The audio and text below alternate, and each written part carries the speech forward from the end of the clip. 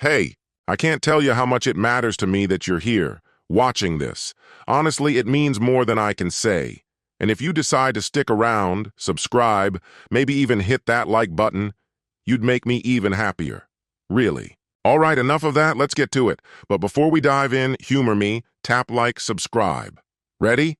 Good. You ever feel the ground vanish beneath your feet, but somehow the ceiling stays exactly where it is? That's betrayal. The world tilts, you're upside down, yet everyone else keeps walking like nothing changed. That was me, after midnight. The house was still, the only sound the low whir of the ceiling fan. My phone's cold glow lit the room in faint blue as I scrolled through Instagram, not really looking for anything, just killing time, until Tessa came home from the dinner she'd penciled into her calendar like a dentist appointment. And then, there it was, a picture. Her face caught in soft light, smiling in a way I hadn't seen in months. Not at our house. Not anywhere I recognized. Except, I did. I knew that background instantly. His place. Her ex. The guy I'd pretended for years wasn't still orbiting somewhere in her life. The caption? Some things never change. That was it. Something inside me gave way. Not loud, not messy. Quiet. Like a cable pulled tight finally snapping. I called her. She picked up on the third ring, voice light, breathless, like she'd been laughing at something. "Everything okay?" she asked. "You at Landon's?" My voice sounded calm. My hands weren't. Pause. Then, "It's not what you think." And I swear I could hear the smile in her words. I dropped something off. "We're adults, Mason. Nothing happened." "Then why the caption?" My tone sharpened, colder. Another pause, longer this time. "It's just lyrics, you're overanalyzing." "No," I said, "I'm seeing it exactly for what it is." She laughed then, a short, dismissive sound, and something inside me recoiled. "God, you're so dramatic," she said. "I didn't sleep with him. You blow everything out of proportion." The words didn't cut half as much as how easily she said them. Like she'd rehearsed this moment. Like she'd been waiting for me to call. I sank back against the couch, sticky leather clinging to my skin despite the air conditioning. "So what now?" I asked quietly. "You want me to yell? Throw something? Get jealous?" "You can do whatever you want," she snapped. "I'm not here to babysit your insecurities." My pulse was pounding so hard I barely heard myself, but my voice stayed flat. "You crossed a line tonight." "I didn't do anything wrong," she shouted. "It's a picture, that's it. If you want to twist it into more, that's on you." I almost laughed. "Fine, here's me setting a boundary. This, whatever game you're playing, it ends now." "I'm not playing anything." I hung up. Not to punish her. Not even out of rage. But because if I stayed on that line one more second, I'd say something I couldn't take back. And right then, the only control I had left was how I walked away from the conversation. Afterward, the silence felt toxic, buzzing in the room like static electricity. I set my phone face down on the table and sat in the dark, chest tight, breathing uneven. That photo wasn't an accident. It was deliberate, a shot fired, and I was done being a target. My name's Mason. 6 years, I've kept my life simple. Freelance design jobs, a quiet street, grocery runs every Sunday. I never chased drama, never wanted to. But tonight? Tonight was the first fracture in the foundation. The moment I know I'll look back on when everything eventually crumbles. And trust me, this isn't just about a photo. It's about what it's starting to turn me into. Here's the thing about betrayal. It doesn't kill love. It kills your trust in yourself. It makes you doubt your own ability to recognize the real thing when you see it. The next night, I ended up somewhere I'd normally avoid. A rooftop downtown. Music thumping. Perfume too sweet. Voices layered over voices until the air itself felt crowded. I didn't want to be there. Ray insisted. "You need fresh air," he told me, "and maybe someone who isn't stuck texting ghosts." I laughed, an honest laugh, first one in weeks. The rooftop was painted gold by the setting sun, shadows stretching cinematic across the terrace. I stood at the railing, old-fashioned in hand, watching the skyline burn. That's when I saw her. Didn't know her name yet. Just caught her in my periphery. Short brunette hair, green dress that looked both effortless and deliberate. She held her drink like she owned it, but her gaze wasn't on the crowd. It was fixed on the horizon. "Waiting for someone heroic to show up?" she asked, eyes still forward. "Something like that," I said, "or maybe just trying to remember what peace feels like." That made her turn, curious smile. "Bad week?" "You could say that. You?" She smirked, a flicker of mischief in her eyes. "I own a flower shop. Half my orders are wedding bouquets. The other half? Apology flowers no one really means." I chuckled. "So you sell metaphors people don't understand?" "Exactly." She lifted her glass. "And you?" "Interior design," I answered. "Mostly restaurants. Lately it's all exposed brick walls." "Exposed brick's trendy." "So is lying," I said without thinking. Her head tilted, but she didn't pry. "Well," she murmured, "I like brick. It crumbles if you fake it." For the first time in days, I looked at someone and didn't feel numb. We found a quieter corner strung with ivy and warm lights. She asked about the song playing, Miles Davis, and guessed I liked jazz. She was right. My dad used to play records on Sundays back when life still felt full. She said her mom loved the Bee Gees, music that made people dance before they even knew what love was. We laughed, we drank. She spoke with her hands, and I couldn't stop watching them. Every so often, my phone buzzed in my pocket. No messages, no "where are you?" no "come home." Just silence, the kind that stops hurting and starts floating. Her name was Lila. She never asked about my relationship, never checked for a ring. She wasn't taking mental notes. She was just there. And when she laughed, heads turned. Time bent. A laugh untouched by the wreckage of my life. At one point, I caught her studying me. Not flirtatious, curious. Like I was a vase teetering on the edge of a table, and she was deciding whether to catch it or let it fall. "Are you always this intense?" she asked. "Only when I'm quiet," I said. She liked that. I could tell. By the time we said goodbye, I hadn't told her anything real. No names, no explanations. But during the drive home, she was all I could think about. Back at the house, Tessa was probably still curled up in her robe, scrolling through strangers' lives she didn't care about. I parked outside and sat there, letting the engine tick cool. And for the first time, I wasn't thinking about revenge or payback, or even the wound still raw inside me. I was thinking about green dresses, gardenia perfume, a laugh that cut through the noise. That night, I hummed an old jazz tune under my breath. And for the first time in a long while, I didn't feel like breaking anything. The fluorescent bulb above the stove buzzed faintly, spilling a pale, uneven light over the marble counters like a tired moon, dragging itself across the night sky. Tessa was a still shape on the couch, legs crossed lazily, thumb gliding over her phone screen with the deliberate focus of someone determined not to acknowledge the room around her. She didn't glance up when the door shut behind me. "You're late," she muttered, voice low but sharp at the edges. "I wasn't aware we were setting curfews now," I replied, shaking off my jacket and hanging it on the hook near the entryway. "Just an observation." Even without looking at me, I could feel her weighing my presence, the silence between her scrolls, the faint tightening of her shoulders. I drifted toward the kitchen, pulled open the fridge, and fished out the lone beer hiding in the back. The cap gave a clean twist and snapped off. Without thinking, I caught myself humming. A ghost of a tune, low and wandering. Something Coltrane. Something Lila had brought up the night before. Tessa tilted her head almost imperceptibly.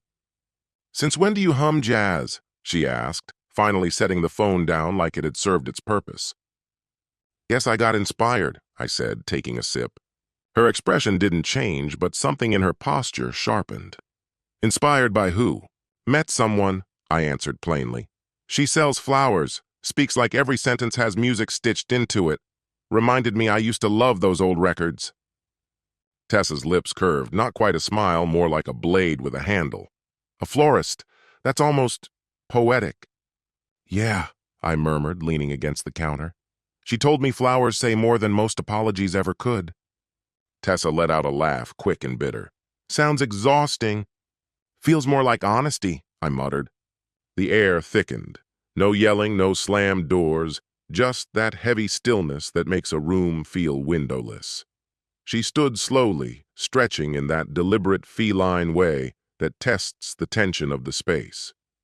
Well, she said, her tone smooth but lined with edges, I hope you let her know how much you appreciate this newfound inspiration. I studied her properly for the first time in weeks. Silk robe, probably expensive. Her face was neutral, unreadable, but her eyes, those weren't love. They were possession, claim. She figured it out fast, I said. Didn't take much. Tessa crossed the room, picked up an empty wine glass from the side table and turned it in her hand like a reflex. Good for you, Mason, she said. Nice to know someone finally sees you. A pause, deliberate. Must feel good being noticed again. I didn't blink. Isn't that what Landon was for? Your little nostalgia experiment? Or was that about attention too? Her smirk faltered for a fraction of a second. Bold words coming from the guy who used to fall asleep when I talked. Maybe you were repeating yourself too often, I said evenly. Hard to stay awake during reruns. Her blink was long, measured. So that's where we're at now? Trading cheap shots across the kitchen? No, I said, pushing off the counter. Just done pretending this is still a partnership. The silence that followed was familiar, almost rehearsed. She looked away first. I'm going to bed, she said, clipped and final. Alone? I asked casually. No answer. She walked down the hallway, her steps unhurried, her posture cool. Not guilt, not even anger. Calculation. She wasn't retreating. She was repositioning. I stayed in the kitchen long after she disappeared. The weak bulb humming above me, its buzz syncing with the tight rhythm in my chest. Not pain, not anymore. Something sharper. Anticipation. Morning arrived gray and reluctant. The blinds sliced the pale light into narrow stripes across the floor. Coffee in hand, sweatpants still on, I was halfway through my second cup when I heard it. Soft, hushed, almost secretive. Passing the bedroom, I paused by the half-open bathroom door. Her voice drifted out, high, careful, a tone I hadn't heard from her in years. No, it's fine, she whispered. He's not suspicious. If anything, he's distracted. Yeah, some rooftop charity project. Silence followed, then a laugh, low and cutting, nothing innocent about it. The kind of laugh that carries a hidden blade while everyone thinks you're holding flowers. She stepped out moments later, towel twisted around her hair, her face carrying that smug calm of someone who thinks they've already won. Her eyes widened when she saw me, a flicker, nothing more, before smoothing over. Morning, she said lightly, adjusting the towel. Who was that? I asked, voice steady. Aaron, she answered easily, a faint feline smile curling. Girl stuff. I sipped my coffee and nodded. Tell her I said hi. A shrug. Sure, I didn't accuse, didn't chase. I let the silence speak in my place. By noon, I'd made up my mind. Sitting at the kitchen table, laptop open, I typed something I never thought I would. Private investigator near me. It didn't feel dirty. It felt precise. I wasn't searching for proof she was lying. I already knew she was. I wanted evidence solid enough to stand when emotions wavered. 3 hours later, I sat across from Dev Patel. Early 40s, clean cut, wedding ring, moved like a man who could vanish into a crowd without effort. His office smelled faintly of copier toner and drugstore aftershave, practical, unpretentious. I'm not looking to ruin her, I said. I just want the truth. He nodded once. You're after clarity, not chaos. Exactly. He didn't waste time. Took names, addresses, patterns. Wrote everything down clean and quick. No sympathy, just process. Most people who walk in here already know, he said quietly. They just need permission to believe themselves. I didn't reply. I didn't need to. By the time I got home, the sky was a smear of orange fire bleeding across the windows. Tessa lounged on the couch, legs draped over the ottoman, phone balanced in her hand. She looked up as I walked in, offered a half smile that never reached her eyes. "Running errands?" she asked. "Yeah," I said, tossing my keys into the bowl by the door. She nodded, pretending she believed me. I pretended it mattered. She could keep her games, her whispered calls, her razor-edged smirks. The difference now? I wasn't playing anymore. I was preparing. That night, I sat on the porch with a glass of bourbon, watching the last light sink behind the neighbor's roofline. The street outside was quiet. From the curb, the house looked ordinary, calm. But inside, the ground was shifting. This wasn't a battle fought with shouting or slammed doors. It was quieter than that, colder. A war of glances, omissions, soft words whispered into someone else's phone. And this time I wouldn't lose by striking back. I'd win by standing still, by letting her dig the hole herself. And when she finally fell, I'd already be waiting at the edge. The strangest thing about coexisting with a liar isn't the fury. It's the slow deadening of it all. After a while, you stop fighting back.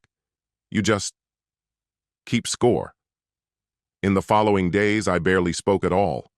My voice rarely rose beyond a murmur. Tessa, though, she couldn't tolerate quiet. She attacked it like a performer desperate for applause after the stage lights had gone out, flipping between martyr and muse, unsure which role might win her the crowd. Thursday night, she drifted in long after dark, muttering about some networking brunch hybrid with her old college friends. Lipstick blurred along her mouth. I heard her laugh first, sharp, too loud, ricocheting down the hallway like a signal flare. I stood in the kitchen, slicing vegetables I had no real intention of eating. "Smells decent," she tossed out, dropping her purse onto the counter with a flair that belonged on a catwalk, not the doorway of our apartment. "Hope those mimosas were worth it," I said, still facing the cutting board. "5 of them," she shot back, smirking. "But hey, who's counting?" I didn't give her the satisfaction of an answer. The knife kept moving. She poured herself wine and leaned against the island, casual but rehearsed. "You've been quiet. Everything okay?" Finally, I met her eyes. "You're more curious about how you look asking than about what I'll say." For half a second, her grin faltered. "So that's your way of saying you missed me?" I didn't blink. "I'm saying you left long before tonight." The joke drained from her face. She gave a brittle laugh, swallowed a gulp of wine. "You're being dramatic." There it was, that word, again. I turned back to the vegetables. "You call it drama. I call it truth finally turning up the volume." She didn't answer, drifted to the living room instead, collapsed on the couch, retreated into her phone, her favorite escape hatch. I could hear the rhythm of her scrolling, the little taps that punctuated her absence. Later, she posted another story, a looping boomerang, glasses clinking against someone else's, his face barely visible. The bar? A rooftop I'd once loved, the one she'd dismissed years ago with views are overrated. Her caption read, "Grateful for the constants." I stared. Didn't like it, didn't comment, just screenshotted it, dropped it into a folder on my desktop titled Threads. The next morning, I brewed coffee for 2. Mine black, hers with oat milk, her new fixation after some influencer called dairy emotional clutter. She wandered in wearing the oversized sweater she always chose when she wanted to soften herself, to seem harmless. "Thanks," she murmured, taking the mug like we were fine. "You're welcome," I said, flat. She sat across from me, scanning my face like she might find cracks. "I've been thinking," she started cautiously. "Maybe we should get away. Just us. Reset." I smiled without warmth. "Now you want air." Her brow pinched. "Don't do that, I'm trying." "Trying for what?"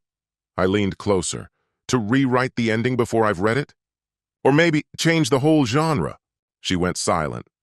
I didn't push. Just rinsed my mug, slung my bag over my shoulder, and left for work. In the hush I left behind, I knew she wasn't regretting. She was strategizing.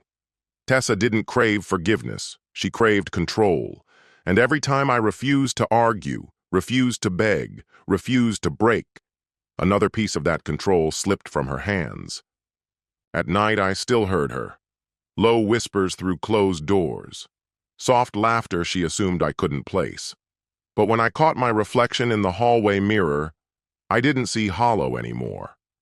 I saw deliberate. She thought this was a game. She forgot one thing. I don't play fair. I play to remember. And when the remembering's done, to end.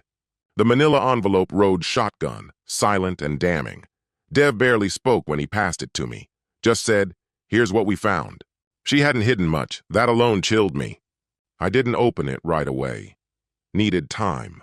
Space to brace for what waited inside. So I drove through the West Loop's bone-bare back streets, the ones that still rattle your ribs. Past the cafe where I used to meet clients before Zoom made everyone ghosts. Past the bridge where Tessa and I kissed the night the Cubs won, back when we believed endings came gift-wrapped, not earned in blood. By the time I reached home, the rain had started. Soft, steady, smearing streetlights into gold streaks on the windshield. I let the engine idle too long, staring into nothing. Inside, the house was still. Her perfume didn't linger anymore. She saved it for strangers now. I dropped the envelope on the counter beside a bowl of browning bananas and her scribbled note. "Grabbed wine for tomorrow. Don't forget Alicia's dinner," as if anyone still believed we were fine. I poured 2 fingers of bourbon, neat, and carried the envelope to the fireplace. Saturday sipped, slid a trembling finger under the flap. Photographs spilled out. Stark, unforgiving, almost beautiful in their cruelty. Tessa and Landon outside the Fulton Hotel. He went in through the main doors. Minutes later, she slipped in through the service entrance. Different day, a bench out front. Her hand on his elbow. Brief, unromantic, familiar. Another shot. She leaves alone, sunglasses on despite the clouds. 2 nights later, Landon leaving a rooftop bar. Tessa already inside, smiling too wide to miss. Nothing explicit enough to nail them down. Just smoke, perfectly timed arrivals and exits. A dance too neat to be coincidence. And somehow, that quiet choreography cut deeper than a kiss ever could. Because this wasn't reckless, it was deliberate. I lined the photos across the coffee table in order, hoping the sequence would reveal something I couldn't yet see. All I found was the same question beating against my ribs. Was this enough? Enough to confront her? Enough to leave? Or enough to let her keep believing she had the upper hand until I decided to take it back? I didn't know. What I did know, Tessa wasn't denying herself anything. Not attention, not risk, not the thrill of someone new. And still she came home to me, still curled on the couch like the floor wasn't cracking beneath her. She returned close to midnight, rain in her hair, cheeks flushed with laughter, white wine on her breath, steel in her spine. "You're still up?" she asked, surprised to find me by the fire, glass in hand. "Couldn't sleep," I said. Keys clattered into the bowl. She stretched, performative. "You should have come to Alicia's." I nodded once. "I had company." She faltered. Barely noticeable, just a stumble hidden in her step. "I was remembering," she whispered, her voice thinner than the smile that followed. That was all she gave me. We brushed past each other in the hallway, shoulders grazing, yet miles apart. Close enough to feel warmth, distant enough to sense the cold. Later that night, in bed, she rolled to her usual edge. I stayed still, staring at the ceiling in the dark. Nights like that speak louder than arguments. Silence doesn't always want answers. Sometimes it only asks for room to exist. 2 days after the envelope landed on our doorstep, I found myself outside a small flower shop on Ashland Avenue. Wedged between a bakery and a dry cleaner, the place looked forgotten by the city, though not by me. I remembered Lila's voice from weeks ago at a rooftop party, casually dropping the name Marigold and Vine. I hadn't meant to remember it. Yet here I was. The brass bell over the door chimed when I stepped inside. A wave of scent struck, soil, citrus, something faint and fading. It smelled like nostalgia, like spring refusing to surrender. Lila stood behind a table cluttered with roses, trimming stems. Her apron bore streaks of green, sleeves pushed up, hair tucked messily behind one ear. She glanced up when I entered. "You don't look like someone who buys flowers," she said, wiping her hands on her apron. "I'm not," I admitted. "But I figured today was as good a day as any to start breaking patterns." Her smile was understated, but it reached her eyes. "Rough day?" "Rough year," I said, "but yeah, today's worse." She motioned me closer. "Here, hold something honest." Before I could ask, she placed a single yellow tulip in my hand. The stem was slightly bent, imperfect, but somehow perfect. "Flowers," she murmured. "Don't lie about what they are. They bloom, or they don't. No pretending." I stared at the tulip, then at her. "I wish people worked like that." "Some do," she said quietly. "You just have to notice them."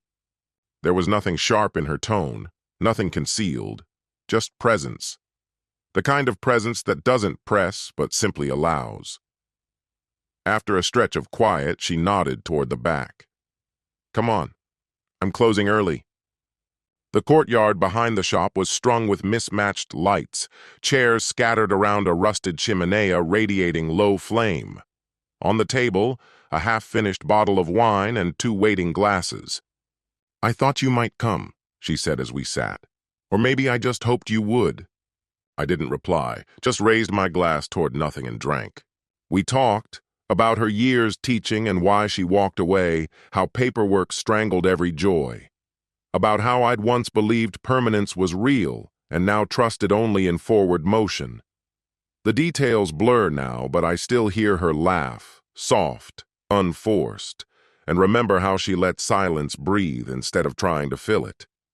Eventually she looked at me, not searching, just steady. "You don't need to explain," she said. "But I can see it. You're not stumbling. You're surviving, deliberately." Her words landed heavier than anything I'd heard in months.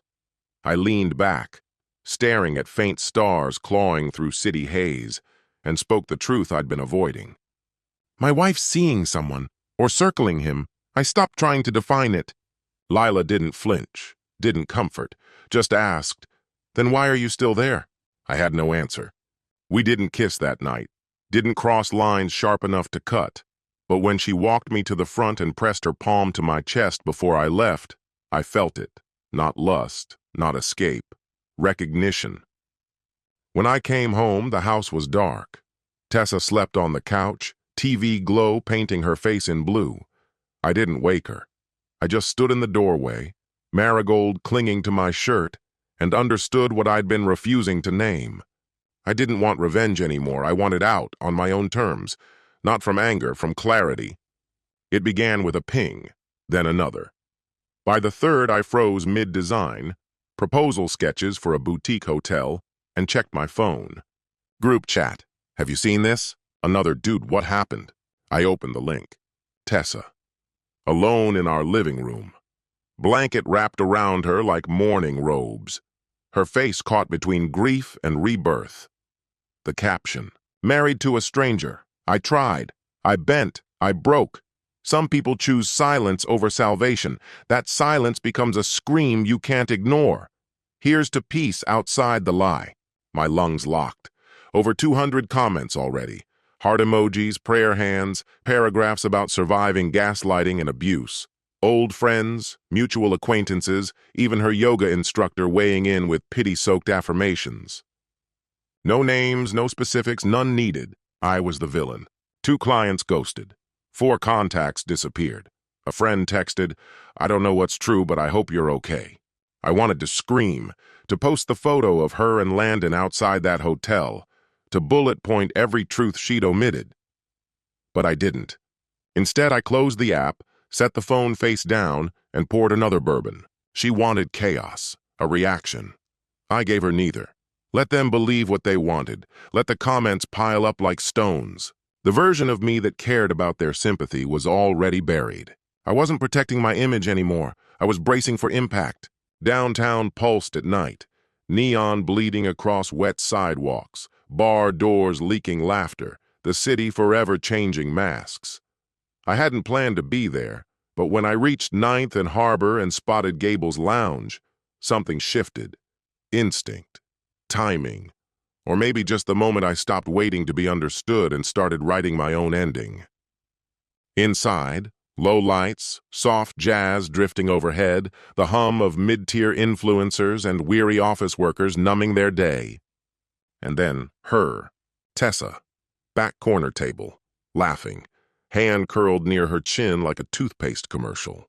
Landon sat opposite her, reclining in that calculated ease he wore like a tailored suit, a slice of lemon drifting in his drink. He looked as though indulgence had been earned.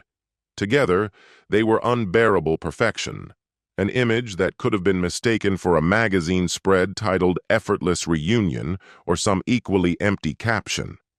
I didn't hesitate. My steps cut through the lounge, measured and unflinching, just slow enough to draw their attention. Tessa noticed first. Her laugh broke mid-note, caught sharp in her throat. Her posture straightened. "Mason." The word wasn't angry or fearful, just deliberate, cautious. Landon tilted back in his chair, more amused than surprised. "Well, look who—" I cut him off. My hand slipped into my coat and retrieved the envelope. The one Dev had passed me weeks ago. The one I'd carried like a stone in my pocket, waiting for this exact moment. This wasn't vengeance. It wasn't cruelty. It was conclusion. I set the photographs on the table, one after the other, silent. The story unfolded in glossy snapshots. Tessa and Landon outside the Fulton. Their secret meetings, their staggered departures. Tessa didn't touch them, didn't blink. But the color drained from her face gradually, as though the lights were fading before the curtain fell. Landon picked one up, brows knitting together. "You followed her?" he asked. I tilted my head. "Number I watched. There's a difference." "You're insane," Tessa whispered. Not terrified, just exposed. I didn't look away. "You wrote an entire novel about our marriage built on lies. I figured I'd supply the missing pages." The lounge quieted, not gawking outright, but that hushed anticipation that comes when tension holds its breath. Tessa opened her mouth, then closed it again. Her hand hovered over the photos, uncertain whether to shield them or shield herself. Landon broke first. "Come on, Tess, we're leaving." But she stayed rooted. I leaned closer, voice low. "You don't owe me an explanation. Not anymore." I gathered the photos, slid them back into the envelope, stood and left. Silence followed me to the door, trailed me out onto the sidewalk. The city's hum rose to meet me, traffic murmuring, wind tugging at my coat. Behind me, the door creaked open. Footsteps rushed forward, then stopped. I didn't turn back. I didn't need to. The truth sat behind me, delivered neatly into the laps of the two people who'd spent weeks rewriting it. Let them sit with it. Let them taste it. Not every ending needs fireworks. Sometimes the quiet fact is enough. There's a certain sound when lies cave in, not loud at first, more like a crowd inhaling in unison, waiting for the next collapse. I was halfway across the street when I heard it. Raised voices, glass shattering, Tessa's cry breaking into panic. "Don't walk away from me!" I stopped under the awning of a closed gallery, just beyond sight. Inside Gable's lounge, the elegant stillness had ruptured. Chairs scraped, tables shoved aside. The perfect pair had become the night's spectacle. "Why didn't you delete them?" Landon's voice cut sharp. "You swore it was clean." "I didn't think he—" Tessa stammered. "You didn't think?" His tone sharpened. "You just posted and smiled and dragged everyone into your chaos." "Dragged?" Her voice cracked like glass. "You walked in willingly, Landon. Don't play the victim now." A bartender stepped in. "Hey, folks, this isn't—" "Don't touch me!" Tessa's scream split the room, mascara streaking down her face. Another crash, a wine glass this time. When I glanced back, bouncers were moving in. One grabbed Landon's arm. Tessa stood trembling, scrambling for her bag and whatever scraps of composure she had left. "You love writing captions about strangers?" Landon barked. "Start with a mirror." The slap echoed, even from where I stood. Gasps rippled through the lounge. And just like that, they were thrown out. Not gently. Tessa stumbled into the street, tears and fury painting her face. Landon followed, brushing shards of glass from his coat, muttering curses. I stood motionless across the road. Tessa saw me in the glow of the crosswalk. Her anger faltered into something hollow. Recognition, maybe desperation. Mason? But I was already walking. Not toward her. Away. Steady. Unhurried. The city didn't applaud. No cinematic music swelled. But in the raw crack of her sob, I knew. The war was over. She had curated her version of events, charmed her audience, begged for sympathy. But now? Now the mask was gone, and everyone could see what lingered beneath. 3 months. That's how long silence took to shift, from punishment into peace. No more questions cloaked as concern, no more sideways glances from friends, no more games, just quiet. Lila stayed, but not like Tessa had. She wasn't there to win anything. She didn't try to smother the stillness. She simply walked alongside it, patient, waiting for it to soften. One Saturday morning, I found her barefoot on my porch, trimming wildflowers she had no plans to sell. When I asked why, she only shrugged. Not all beauty needs an audience. That lingered. The papers arrived on a Tuesday, no note, no explanation. Just a padded envelope on my doorstep, Tessa's handwriting plain on the front. Inside, the signed divorce documents. I stared at them for a long time. No anger, no triumph, just quiet certainty, the ending it was always going to be. I signed, and for the first time in years, I didn't feel small. I felt free. A week later, Tessa texted. Not a call, just a stream of messy words, swinging between apology and nostalgia. She didn't know if she missed me or just missed being missed.